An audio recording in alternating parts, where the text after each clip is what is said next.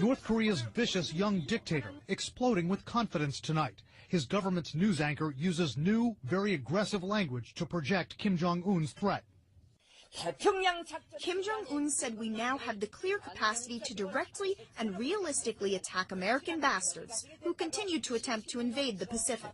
Kim's just tested 2 medium-range ballistic missiles. One failed, but weapons monitors call the other one a partial success because the missile flew 250 miles and even briefly entered space. Saying that he can realistically attack Americans and not just the U.S. in general. That's a new level of threatening language from Kim, right? Yes.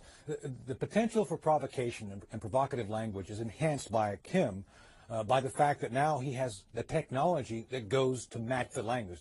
When Kim perfects the so-called Musadon missiles he just tested, experts say he'll be able to strike the Aleutian Islands in Alaska or U.S. military units on Guam. A U.S. intelligence official tells CNN tonight Kim's aggressive language, his celebration of this missile launch, underscores his regime's aspiration to be recognized as a nuclear power. Analysts say Kim also wants to fend off the threat he perceives from his principal enemies, who've just wrapped up a massive military exercise on his doorstep. He wants to deter America from even threatening to intervene. He wants to deter South Korea at the same time, obviously. And to do that, he wants to be able to say, I can attack American bases, kill Americans in their beds. Kim's also believed to be toughening up against the U.S., possibly to extort concessions. Any real provocation where he fires one missile off that's with a real warhead, does some damage, he'll be decimated.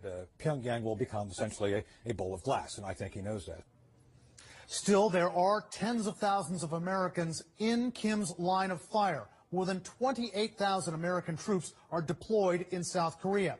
Analysts worry tonight that if Kim tries to provoke South Korea with artillery fire, maybe a commando raid, that a mishap, a miscalculation from Kim's forces could harm those Americans, then we could be in for a dangerous escalation.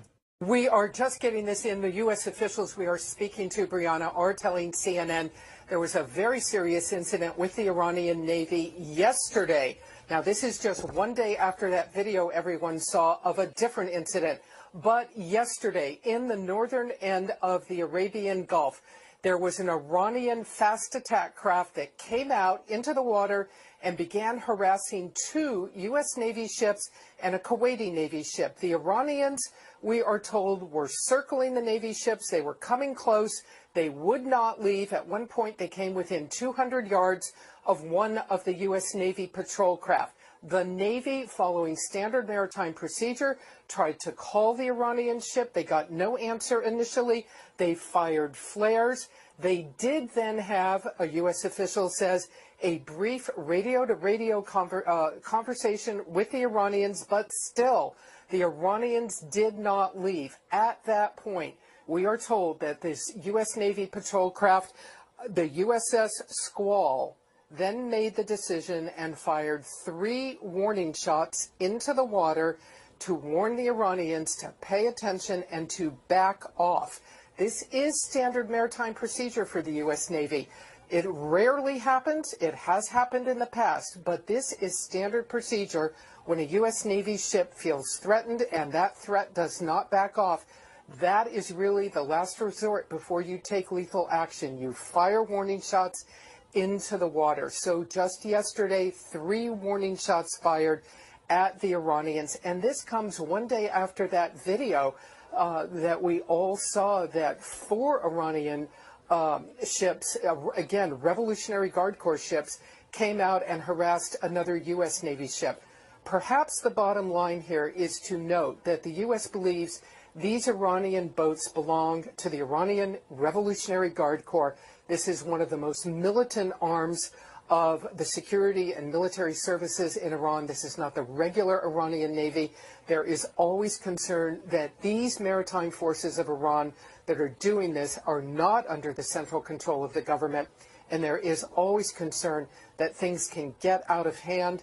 The U.S. Navy yesterday taking the action to fire warning shots at the Iranians and tell them to back off. Hey, Amra, those propaganda photos out of North Korea really are remarkable because they reveal a side of the North Korean leader Kim Jong-un we don't normally see, as he was celebrating with his scientists, projecting so much confidence that he feels he has finally perfected this missile technology capable of delivering a nuclear warhead. to his enemies, including the United States. Rising from the waters off the eastern Korean peninsula, an ominous new threat from North Korea, the successful test firing of submarine-launched ballistic missile Hukbuk-song, meaning Polaris, the North Star. A weapon North Korean leader Kim Jong-un says puts the U.S. and its allies within striking range of a nuclear attack. A triumphant announcement on the North Korean news. State propaganda images claim to show a perfect launch. Before dawn Wednesday, anxiety turns to exhilaration. Kim Jong-un and his officers smiling, laughing as they track the missile some 500 kilometers, more than 300 miles, further than any previous attempt. The testing and the phase of the development is very rapid. A launch attempt just last month failed. A missile fired 4 months ago in April traveled just 30 kilometers, around 18 miles. Analysts believe Wednesday's missile traveled 16 times further, meaning it can strike anywhere in South Korea, home to 50 million people and some 25,000 American troops. The latest launch as U.S. and South Korean forces engage in annual military exercises, similar to these in the spring.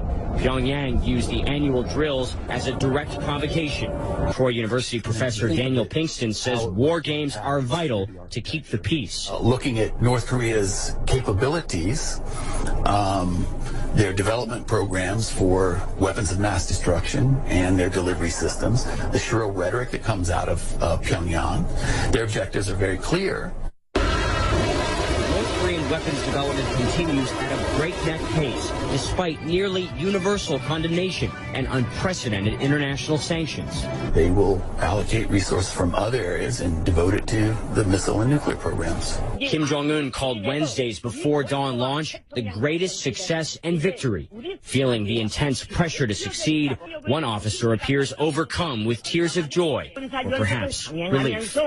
Russia is deploying its ballistic missile and attack submarines in numbers, range, and aggression not seen in 2 decades. In an exclusive interview, the commander of U.S. naval forces in Europe tells CNN the buildup is part of an alarming strategic view. They're very clear that NATO is viewed as an existential threat to Russia. Our military capability, they view in a very visceral way as a threat to Russia. Adding to U.S. concern, Russia is deploying new submarines that are harder for U.S. naval forces to track and detect. Following years and billions of dollars in investment, they are quieter, better armed, and have a greater range of operation. The submarines that we're seeing are much more stealthy. They're acoustically quieter.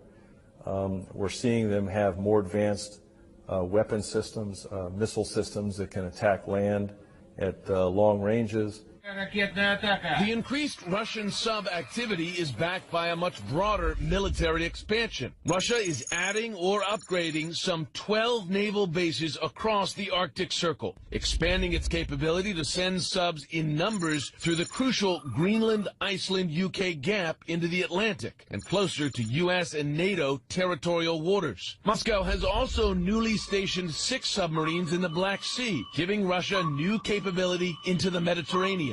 The U.S. believes the new activity is designed to deny NATO, including the U.S., the ability to operate within Russia's so-called near abroad. Increasingly alarmed by Russia's new sub-deployments, the U.S. and its NATO allies are launching new training exercises in anti-sub warfare and deploying new systems, including the P-8 Poseidon. These are sonar buoys dropped into the water to track submarines. The plane can be equipped with torpedoes to destroy those submarines.